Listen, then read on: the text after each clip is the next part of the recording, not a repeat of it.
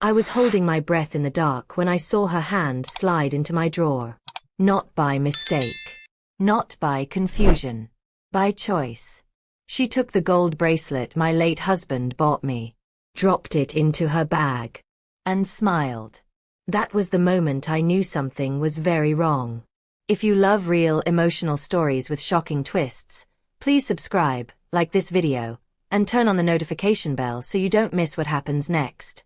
And tell me in the comments where you're watching from, because I want to know who is standing with me. Now listen carefully, because this story did not start with stealing. It started with trust. I am an old woman. This house is everything I have. After my husband died, it became my safe place. Then my son brought her into it. She's my fiancée, he said proudly. She'll be your daughter soon. She hugged me tightly. She called me Mom. She laughed in my kitchen. I welcomed her like family. When they said they needed a place to stay before the wedding, I did not think twice. This is your home, I said. I didn't know I was inviting a thief. At first, things went missing slowly. A little cash. A scarf. An old ring. I blamed myself. I'm getting old, I whispered. Maybe I moved it. But deep down, something felt wrong. Then one night, I stayed awake. I heard soft footsteps. A drawer opening. A zipper closing. That was when I stood quietly at the top of the stairs and saw her stealing from me with my own eyes. My heart screamed, but my mouth stayed shut. Because instead of confronting her, instead of calling my son, I made a decision that very night. I would set a trap so careful, so quiet, so perfect, that when it finally closed, she would never see it coming. And the moment she realized what I had done, would shake this family to its core. After that night, I did not sleep. I lay in my bed staring at the ceiling, listening to every small sound in the house. Every step. Every door. Every breath. My heart was still racing from what I had seen. She stole from me. Not money for food. Not something small she needed.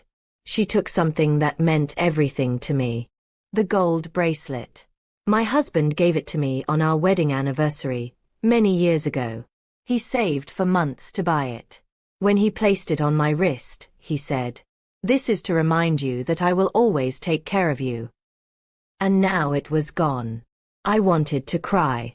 I wanted to scream. I wanted to wake my son and shout the truth. But I didn't. Instead, I stayed quiet.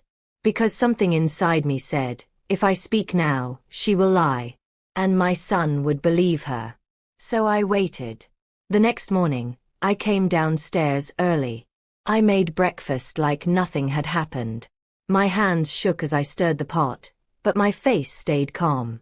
She walked into the kitchen, smiling. "Good morning, Mom," she said sweetly. That word, Mom, made my stomach turn. "Good morning," I replied softly. She sat at the table and picked up her phone. She did not look at me. Not once. I watched her closely. Her bag sat beside her chair. The same bag she used the night before. I wondered how many of my things were inside it. My son walked in and kissed her on the cheek. "Smells good," he said. She smiled at him. I saw the way she touched her bag quickly with her foot, like she was checking that it was still there.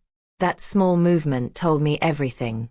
After breakfast, they left the house together. As soon as the door closed, I went straight to my room. I opened my drawer again. Empty. No bracelet. No doubt. I sat on the edge of my bed, holding the drawer handle, and whispered, "All right, now I know." That day I started to think. I thought about every little thing that went missing before. I thought about her sudden interest in my room. I thought about how she always asked questions like, "Is this valuable? Do you still use this? Where do you keep your important things?" I felt foolish. But I also felt something new. Anger. Not loud anger.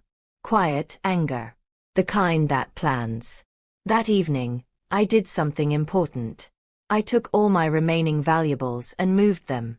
Jewelry, old cash, important papers. I placed them somewhere safe. Somewhere she would never think to look. Then I did something else. I left one thing behind on purpose. A small purse. Inside it, I placed something shiny. Something tempting. Something that looked very valuable. But wasn't. And then I waited. For 2 days. Nothing happened. She was extra nice. She helped me clean. She offered to bring me tea. She even hugged me. "I love you, Mom," she said one evening. I smiled and hugged her back. But inside, I was counting. On the 3rd night, I heard the sound again. Soft footsteps. A door opening slowly. I stayed still. My heart pounded so loud I thought she would hear it. Then I heard it. The drawer opening. A small gasp. A zipper. I closed my eyes. She took the bait. The next morning, she acted normal. Too normal. But she kept glancing at her bag. And at me. I decided it was time for the next step. That afternoon, I called my son into the living room. "I need your help," I said gently. "Of course, Mom," he replied. I looked him in the eyes and said something that made his face change. "I think something very important is missing from my house." His smile faded. "What do you mean?" he asked. Before I could answer, she walked in. And the look on her face told me one thing very clearly. She was scared. And whatever she had taken this time, she was afraid I was about to find out. The room went quiet the moment she stepped in. Too quiet. My son turned to look at her. She froze near the doorway, her hand still on the door handle, her smile half formed like she had walked into the wrong moment. "What's going on?" she asked lightly. Her voice sounded normal, but her eyes were not. They moved quickly, from my face, to my son, then down to the purse on the chair. I noticed everything. "I was just telling your fiancé," I said calmly, "that something important is missing from this house." Her fingers tightened on the handle. "Missing?" she repeated. "What do you mean?" "I don't know yet," I said. "That's why I asked him to sit with me." My son looked confused. "What's missing, Mom?" he asked. I lowered my eyes and sighed, playing my part well. "A small purse," I said. "It was in my room." She swallowed. I saw her throat move. "Oh," she said quickly. "Maybe you moved it." That was the first lie. I looked up slowly and met her eyes. "No," I said gently. "I didn't." My son shifted in his seat. "When did you last see it?" he asked.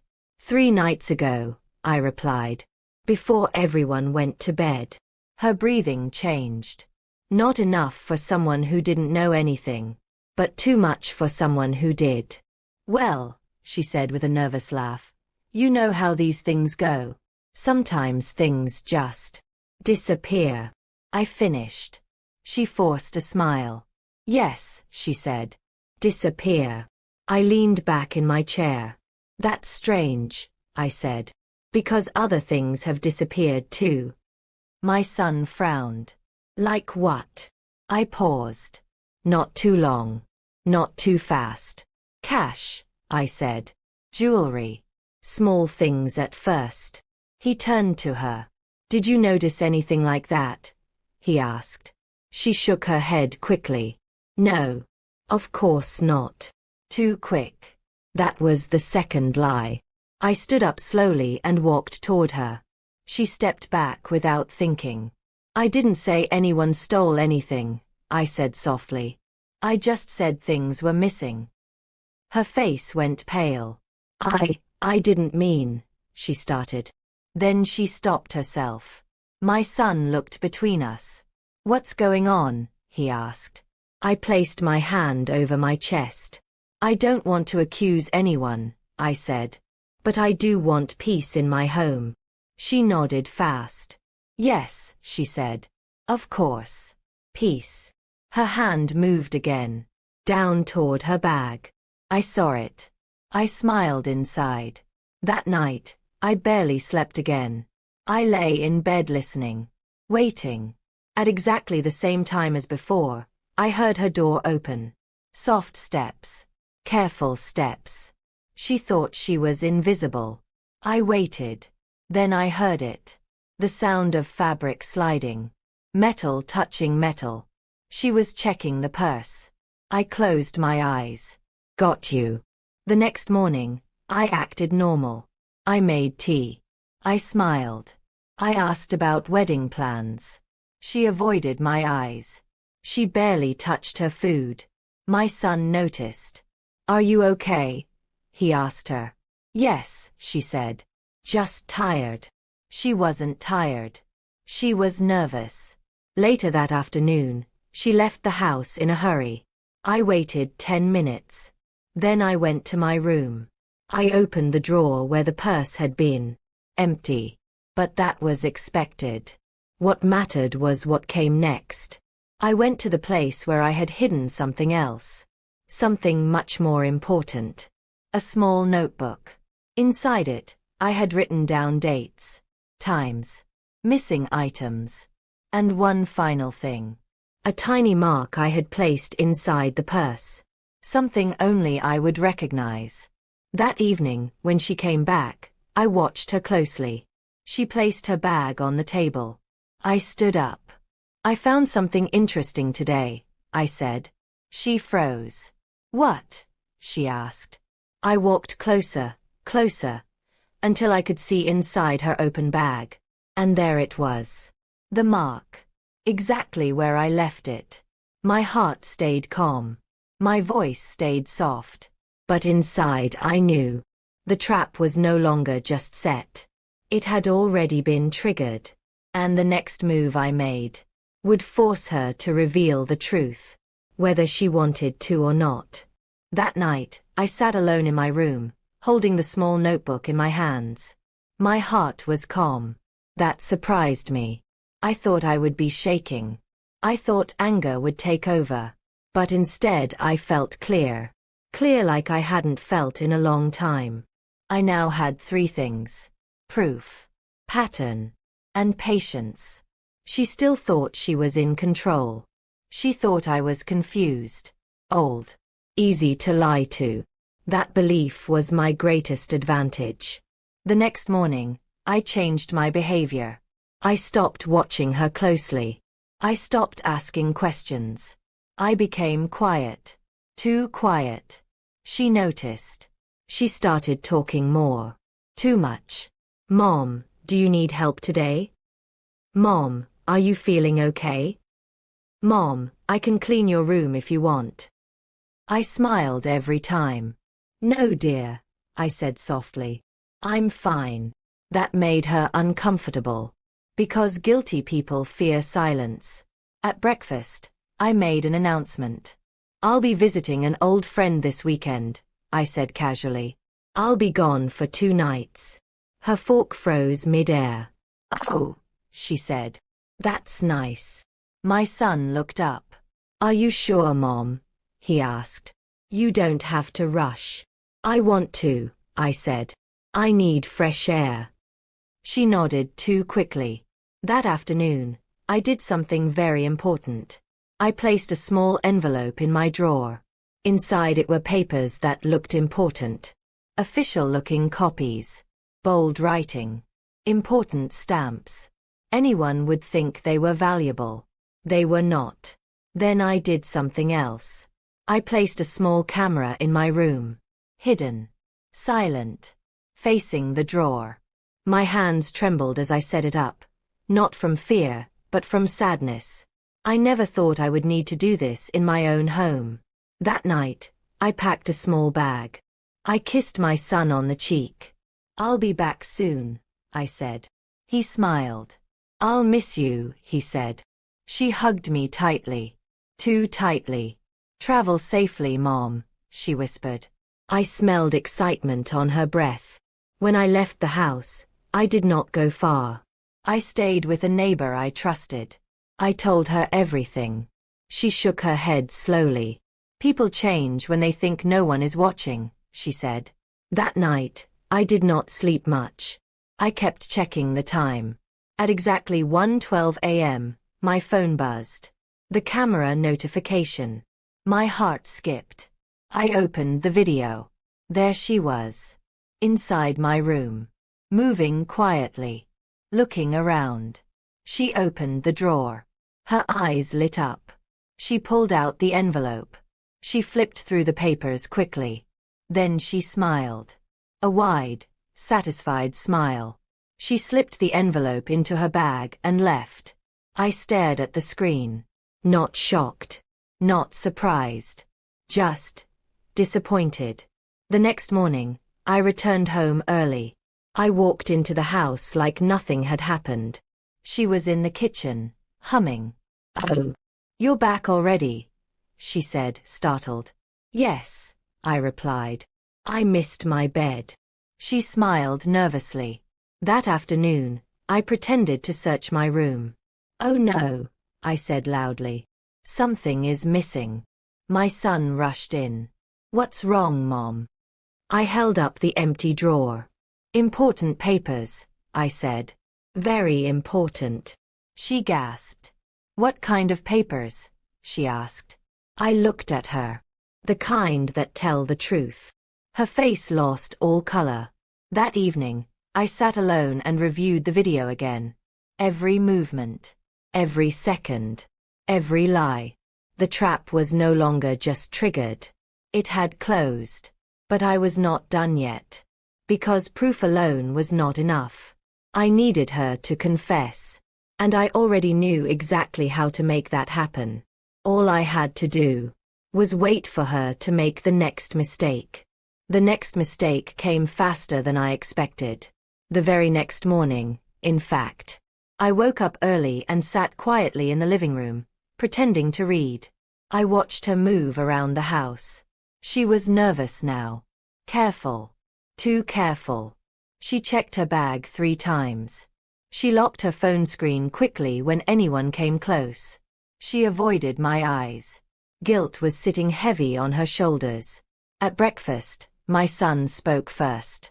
"Mom," he said, "about those papers. What were they?" I stirred my tea slowly. "They were personal," I said. "Very important to me." She stopped chewing. "I hope they turn up," she said softly. Her voice shook. That was mistake number 1. People who are innocent do not sound afraid of missing papers. After breakfast, my son left for work. The house became quiet. Too quiet. She sat on the couch pretending to scroll on her phone, but her eyes kept drifting toward my room. Finally, she stood up. "I'm going to clean," she said. I nodded. "Take your time," I replied. I stayed where I was. I listened. I heard her footsteps move toward my room. I waited. Then I stood up and followed quietly. I stopped just outside my door. I heard drawers opening. I heard papers being moved. I heard her whisper to herself. "Where is it?" That was mistake number 2. She had already taken the envelope. But she was still searching. That meant she believed there was more. I stepped inside. She jumped like she had been burned. "Oh, you scared me," she laughed weakly. "I was looking for something," she added quickly. I tilted my head. "What are you looking for?" I asked gently. She froze. My ring," she said. "I thought I left it here." That was mistake number 3. She had never worn a ring like that in my house. I smiled. "Oh," I said. "I didn't see any ring." She nodded fast. "Maybe I imagined it." She walked past me quickly and left the room. I followed her back to the living room. She sat down hard, breathing fast. That evening, I made my move. Not the final one. Just enough to shake her. At dinner, I spoke calmly. "I spoke to someone today," I said. She dropped her spoon. "Who?" she asked too quickly. "Someone who understands situations like this," I replied. My son looked confused. What situation? He asked. I looked at him. When trust is broken, I said. She stood up suddenly. I need some air, she said. She rushed outside. My son turned to me. Mom, what's going on? He asked. I met his eyes. Not yet, I said. But soon. That night, my phone buzzed. A message. From her. Please. We need to talk. I stared at the screen. She had never messaged me like that before. I did not reply. 5 minutes later, another message. I know you know something. I smiled. The trap was working. Late that night, she knocked softly on my door. Mom, she whispered. I opened it slowly. Her eyes were red. Her voice shook. I didn't mean to hurt you, she said. I stepped aside and let her in. She sat on the bed, twisting her hands. I made a mistake, she said. I was scared about the future. I stayed quiet. She continued. I only borrowed things, she said. I planned to return them. That was it. The confession. Not full. Not complete. But enough. I reached into my drawer and pulled out my phone. I played the video. She watched herself on the screen. Sneaking. Opening the drawer. Taking the envelope. Her mouth fell open. Tears streamed down her face. I didn't know you recorded me, she whispered. I didn't think you were watching, she added. I looked at her calmly. That, I said softly, was your biggest mistake. She fell to her knees. Please, she begged. Don't tell him. I closed my eyes. My heart hurt. Not for her. For my son. Because the next thing I had to do was decide whether to protect my child from the truth, or let the truth finally come out. And that decision would change this family forever. I stood there for a long moment, watching her kneel on my bedroom floor. She was crying now. Not loud cries. Quiet ones. The kind people cry when they know there is nowhere left to run. Please, she said again. If he finds out, everything will be ruined. I looked at her. Really looked at her. This was the same woman who smiled in my kitchen. The same woman who hugged me and called me, Mom. The same woman who slipped into my room at night and took what was not hers. You should have thought about that before, I said softly. She shook her head. I was scared, she whispered. The wedding is expensive. Your son expects so much. I didn't know how to tell him I didn't have enough. I felt a small sting in my chest. Not sympathy. Disappointment. There are many ways to ask for help, I said. Stealing is not one of them. She wiped her face quickly. I'll return everything, she said. Every single thing. I swear. I believed she would return the items. But trust. That was already gone. I sat down on the edge of the bed. There is something you need to understand, I said. This is not just about money or jewelry. She looked up at me. This is about respect, I continued. You walked into my home and treated me like I was invisible. She lowered her head again. I didn't think you would notice, she whispered. That sentence hurt more than the theft. I stood up. You can go back to your room, I said. But this conversation is not finished. She nodded quickly and left. I locked my door behind her. That night, I did not sleep at all. I sat in the dark, thinking about my son. How do you tell your child that the person they love is lying? How do you break a heart without breaking yourself? Just before morning, I made my decision. I would give her one chance. Not to escape, but to tell the truth herself. The next day, I acted like nothing had happened. I made breakfast. I smiled. I talked about simple things. She barely touched her food. Her hands shook when she lifted her cup. My son noticed.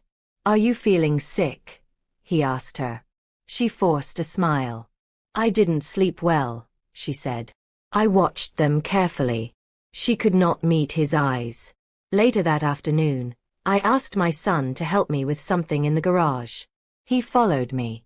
When the door closed, I turned to him. I need to ask you something, I said. Anything, Mom, he replied. I took a deep breath. Have you noticed things missing from the house? I asked. He frowned. Missing, he said. No. Why? I nodded slowly. All right, I said. Then watch carefully in the next few days. That was all I said. I did not accuse. I did not explain. But seeds were planted. That evening, she approached me again. I can't sleep, she said quietly. I'm scared. I looked at her. Then do the right thing, I said. Her eyes filled with tears again. I don't know how, she whispered. Yes, you do, I replied. She walked away without another word. Late that night, I heard my son's door open. Then voices. Low. Tense. I stood at the top of the stairs and listened. I need to tell you something, she said. My heart began to race. What is it? My son asked. Silence. Then a shaky breath. I've done something bad, she said. My hands trembled. I held the railing tightly. I took things from your mother, she confessed. I didn't think she would notice. There it was. The truth. Out loud. I heard my son gasp. What? He said. Why would you do that? I panicked, she cried. I was afraid to ask for help. The next thing I heard was a chair scraping loudly across the floor. You stole from my mother, he said, his voice raised. I'm sorry, she sobbed. I stepped back into the shadows. This was their moment. I did not interfere. Then my son said something that made my heart ache. You should have come to me, he said. We are a family. I know, she cried. I ruined everything. The room went quiet again. I returned to my bedroom and sat on the bed.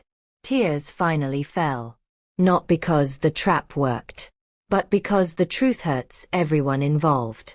I knew one thing for sure now. The house would never feel the same again. And whatever came next would be much harder than catching a thief. The next morning felt heavy. Not loud. Not dramatic. Just heavy. Like the house itself was holding its breath. I woke up early and sat by the window, watching the sun rise slowly. I had lived in this house for many years, but that morning it felt unfamiliar, like something had cracked deep inside its walls. I heard footsteps upstairs. My son came down first. His eyes were red. His shoulders looked tired. Good morning, Mom, he said quietly. Good morning, I replied. He sat across from me but did not touch his breakfast. She told me everything last night, he said. I nodded. I know, I said softly. He looked up, surprised. You knew? He asked.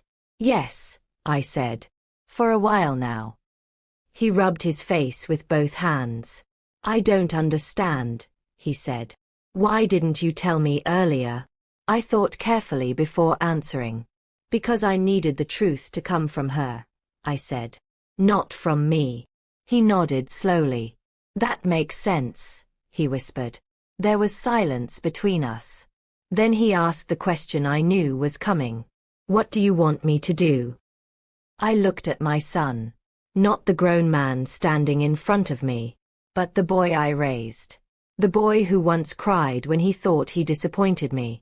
I want honesty, I said. And respect. Nothing more. Before he could reply, she came downstairs. She stopped when she saw us together. Her eyes were swollen. Her face looked pale.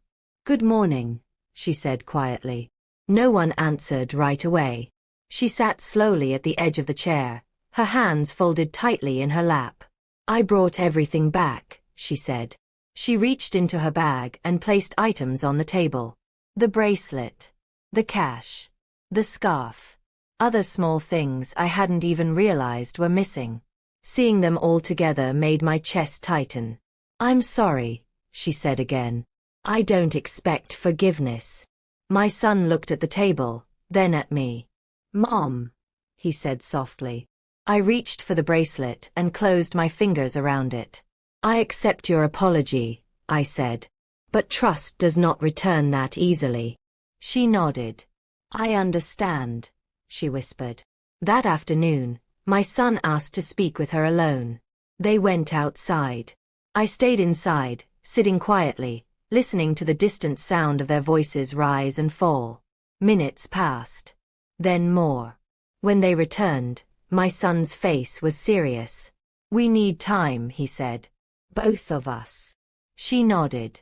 I'll stay with my sister for a while, she said. I felt relief and sadness at the same time. She packed her things quietly. Before she left, she stood in front of me. I never meant to hurt you, she said. I know, I replied. But meaning well is not the same as doing right. She nodded, tears in her eyes, and left. The door closed softly behind her. The house felt emptier. That evening, my son and I sat together. I don't know what happens next, he said. Neither do I replied. But I know this, I continued. Love without honesty cannot last. He nodded slowly. That night, as I lay in bed, I realized something important. The trap I set did not just catch a thief. It revealed a truth that could not be unseen. And tomorrow, the consequences of that truth would finally begin to unfold. The first night after she left was the quietest night I had felt in a long time. Too quiet. No soft footsteps in the hallway. No doors opening after midnight. No fear sitting on my chest. But peace did not come with the silence. Instead, my mind stayed awake. I lay in bed staring at the ceiling, thinking about everything that had happened. I thought about how trust can grow slowly and break all at once. I thought about how love can make people blind, even to the people who raised them. At some point before dawn, I heard my son moving around downstairs. When I came into the kitchen, he was already there, staring into a cup of cold coffee. You didn't sleep either, I said. He shook his head. I keep replaying it all, he said. Every sign I ignored. Every excuse I made for her. I sat across from him. You loved her, I said gently. That makes people hopeful. He sighed. She keeps texting me, he admitted. I felt my chest tighten. What does she say? I asked. That she's sorry. That she's scared. That she wants to fix things. I nodded slowly. She should be scared, I said. She broke trust in the worst way. He looked at me carefully. Do you hate her? He asked. I thought about it. No, I said honestly. But I will never forget what she did. That afternoon, something unexpected happened. A neighbor knocked on the door. She looked uncomfortable. I didn't want to get involved, she said, but I think you should know something. I invited her in. I saw her yesterday, the neighbor continued. She was arguing with someone outside her sister's place. Loudly. My heart skipped. Who? I asked. I don't know, she said. But it didn't look good. After the neighbor left, my son stared at the floor. She's not telling me everything, he said quietly. No, I replied. She hasn't been honest for a long time. Later that evening, my son received a call. I watched his face change as he listened. What? He said sharply. No, why would you do that? My heart began to race. When he hung up, his hands were shaking. What happened? I asked. He looked at me with wide eyes. She told my family, he said. My aunts. My cousins. Everyone. Told them what? I asked. That you're controlling, he said. That you accused her falsely. That you're trying to destroy the wedding. My chest tightened. So she had chosen another path. The path of lies. That night, messages started coming in. Not to me. To my son. Questions. accusations, doubt. He sat on the couch, staring at his phone, silent. This is how she survives, I said quietly. By changing the story. He looked up. I don't know what to believe anymore, he said. I reached for his hand. Then believe what you saw, I said. Believe what you heard with your own ears. The next morning, I woke up to raised voices outside. I looked through the window. 2 cars were parked in front of the house. Family members. My heart sank. Before I could say a word, there was a knock at the door. Then another. Louder. My son stood up. I'll handle this, he said. But I shook my head. No, I said. We face this together. When the door opened, the air changed. Accusations filled the room. How could you do this? She's just a young woman. Why are you tearing the family apart? I stood there quietly, listening. Then I spoke. I did not tear anything apart, I said calmly. I protected my home. They argued. They doubted. Some believed me. Some didn't. Then one aunt turned to my son. Is it true? She asked. Did she really steal? My son swallowed. Yes, he said. I heard her confess. The room went silent. Faces changed. Whispers began. But just as the truth started to settle, a car pulled up outside again. I looked out the window. My heart dropped. She had come back. And she was not alone.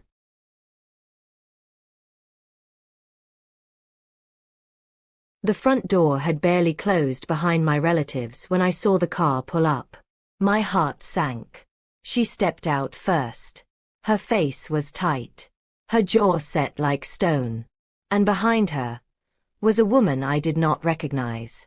Tall. Well-dressed. Carrying a folder under her arm. I know that look, I whispered. That's not family. My son followed my gaze. What is she doing here? He asked, his voice already tense. Before either of us could move, the doorbell rang. Once. Sharp. I opened the door. She didn't greet me. Didn't apologize. Didn't smile. This won't take long, she said coldly. We need to talk. The woman beside her stepped forward. I'm here as a witness, she said, and to help clear up some misunderstandings. Misunderstandings. That word made my stomach twist. I stepped aside and let them in. They walked into my living room like they owned it. My son stood between us instinctively. What is this about? He asked. She crossed her arms. About the lies being spread about me, she said, looking straight at me. And the damage they're doing. I felt my chest tighten. You confessed, I said calmly. You cried in this house. You returned the items. She laughed once. Short. Sharp. I was pressured, she said. I was emotional. That doesn't mean I stole anything. My son stared at her. What? He said. I heard you. She turned to him, her eyes softening. I was scared, she said. Your mother cornered me. She made me feel small. I could hardly believe what I was hearing. The woman with the folder cleared her throat. We're here to suggest a resolution, she said. Before this becomes something ugly. She opened the folder and placed papers on the table. My eyes scanned the top page. My name was there, along with words like defamation and false accusations. My hands began to shake. You're threatening me? I asked quietly. She smiled politely. No, she said. We're offering a way forward. My son stepped closer to the table. What kind of way? He asked. She answered without looking at him. If your mother apologizes publicly, she said, and agrees not to interfere in the wedding, this can all go away.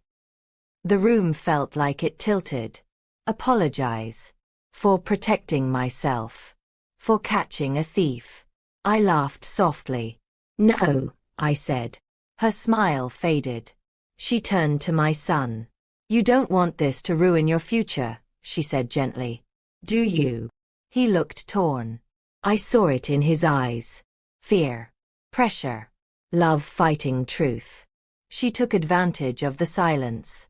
She's controlling you, she said, pointing at me. She always has. That hurt more than I expected. I stepped forward. I opened my home to you, I said. I fed you. I trusted you. She scoffed. And you watched me, she snapped. You set traps. You filmed me like a criminal. I filmed you because you were stealing, I replied. The woman with the folder raised her hand. This isn't productive, she said. Let's focus on solutions. I looked at my son. Do you believe her? I asked him. He didn't answer right away. The silence felt endless. Then he spoke. I believe what I saw, he said slowly. And what I heard. Her face changed instantly. Anger flashed across it. You're choosing her, she hissed. I'm choosing the truth, he said. She stepped back, breathing hard. This isn't over, she said. You think one video protects you? I felt a chill. She leaned closer to me. You made a big mistake, she whispered. You showed me how far you're willing to go. Then she turned and walked to the door. The woman with the folder followed, stopping only to say, You should think carefully about your next move. The door closed. The house fell silent again. My son looked at me. I'm scared, he admitted. So am I said. Because deep down, I knew something terrible. She wasn't trying to fix the situation anymore. She was trying to win. And whatever she planned next would be bigger, louder, and far more dangerous than anything she'd done before. After they left, the house felt colder. Not because of the weather, but because something dark had entered and refused to leave. My son locked the door and leaned against it, breathing hard. I didn't know she could be like this, he said. I sat down slowly. Neither did I replied. But now we do. That night, none of us slept. Every sound outside made my heart jump. Every car that slowed down felt like a threat. She had stopped asking for forgiveness. Now she was attacking. The next morning, the first thing my son did was check his phone. His face changed immediately. What is it? I asked. She posted something, he said quietly. I took the phone from his hands. There it was. A long message online. She wrote that she was being abused emotionally. That she was watched. That she was falsely accused. That she was forced to confess under pressure. And worst of all, she painted me as a cruel, controlling old woman who wanted to destroy her future. My chest tightened. Comments were already coming in. She should run. That old woman sounds dangerous. Why would you believe someone like that? My hands shook. This is how she plans to win, I said. By turning everyone against me. By noon, the calls started. Family members. Friends. People who had not spoken to me in years. Some asked questions. Some accused. Some shouted. My son stood by me, answering where he could. But doubt is loud. And lies spread faster than truth. In the afternoon, a letter arrived. Official. Stamped. I opened it slowly. My heart sank as I read the words. She had filed a report. Not for theft. For harassment. For emotional distress. For being secretly recorded. My son read it over my shoulder. She's serious, he said. She's trying to make you the criminal. I felt weak for the first time in days. What if they believe her? I whispered. My son shook his head. We have proof, he said. The video. The confession. But even as he spoke, I saw the doubt in his eyes. Proof does not always protect the innocent. That evening, someone knocked on the door. Not family. Not friends. Two people stood outside. Professional. Serious. They introduced themselves and asked to come in. My heart raced. They asked questions. About the camera. About the missing items. About the confrontation. I answered honestly. My son sat beside me, silent. When they left, one of them paused at the door. "This situation is complicated," he said carefully. "We'll be in touch." That word again. Complicated. After they were gone, I felt exhausted. I sat in my room, holding the bracelet in my hands. "I only wanted to protect my home," I whispered. My son came in quietly. "Mama," he said, "if this gets worse, are you ready?" "Ready for what?" I asked. "For the truth to come out completely," he said. "No matter who it hurts." I looked at him. "At my age," I said softly, "truth is all I have left." That night, my phone buzzed. A private message. From her. Just 3 words. "Check the mail." My heart dropped. I stood up slowly and walked to the door. Slipped under it was another envelope. Thicker. Heavier. Inside were printed screenshots. Private messages. Old conversations. Moments taken out of context. And at the bottom, a final note written in bold ink. "One more move, and I release everything." I sat down hard on the floor. She wasn't just fighting anymore. She was preparing to burn everything down. And I knew. I sat on the floor for a long time, holding that envelope in my hands. My heart was tired. Not scared anymore. Not angry. Just tired. I slowly spread the papers out in front of me. Screenshots. Old messages. Small moments taken out of context. Nothing illegal. Nothing violent. But twisted just enough to confuse people who didn't know the truth. That was her final weapon. Fear. My son knelt beside me. "She's trying to force you to stay quiet," he said. I nodded. "She thinks silence is my weakness," I replied. "But it isn't." I stood up slowly. "I'm done hiding," I said. That same day, I made a decision I never thought I would make. I told the whole truth. Not in anger. Not in revenge. But calmly. Clearly. With proof. I sat with my son and recorded everything. How she came into my home. How things went missing. How I blamed myself. How I set the trap, not to harm her, but to protect myself. How she confessed. How she returned the items. How she later denied everything. We showed the video. We showed the messages. Nothing added. Nothing edited. Just the truth. My son shared it with the family first. Then with the people who mattered. The reaction was slow at first. Then it changed. Questions stopped. Accusations faded. Silence fell on her side. By the next day, her posts were gone. Her story collapsed. The wedding was postponed. Not cancelled loudly. Just quietly. Like trust breaking behind closed doors. A week later, my son sat with me at the kitchen table. "I called it off," he said. I closed my eyes. Not in relief. In sadness. "I loved her," he whispered. "I know," I said. "But love without honesty will destroy you." She never came back to the house. She never apologized again. She disappeared from our lives the same way she entered. Smiling. And hiding the truth. The house is quiet now. But it is safe. I sleep peacefully again. My drawers stay closed. My heart stays guarded. And my son learned something painful, but important. If you are listening to this story right now, hear me clearly. Do not ignore your instincts. Do not stay silent when you are disrespected. And do not let love blind you to the truth.